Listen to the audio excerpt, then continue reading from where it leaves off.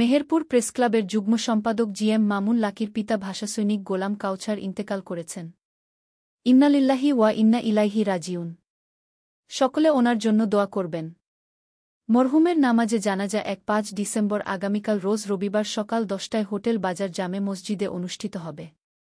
উক্ত জানাজায় সকল মুসলিম ভাইদের উপস্থিত থাকার জন্য অনুরোধ করেছে তার পরিবার। মেহেরপুরের ভাষা আন্দোলনের ইতিহাসে একটি উল্লেখযোগ্য নাম গোলাম কাউসার চানা।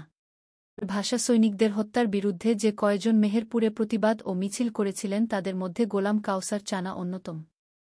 ভাষা আন্দোলনের সময়ে মেহেরপুরে যে ভাষা সংগ্রাম পরিষদ গঠন হয়েছিল সেই কমিটির সাধারণ সম্পাদক ছিলেন গোলাম কাউসার চানা এবং সভাপতি ছিলেন মুন্সি সাখাওয়াত হোসেন।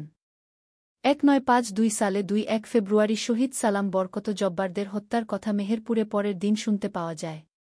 তৎক্ষণাৎ মুন্সি সাখাওয়াত হোসেন ও গোলাম কাউসার চানার নেতৃত্বে ঢাকায় হত্যার প্রতিবাদে মেহেরপুরের রাস্তায় রাস্তায় প্রতিবাদ ও মিছিল করেছিলেন। পাক সরকারের ভাষা আন্দোলনের সময়ে তিনি মেহেরপুর উচ্চ ইংরেজি মডেল স্কুলের নবম শ্রেণীর ছাত্র ছিলেন।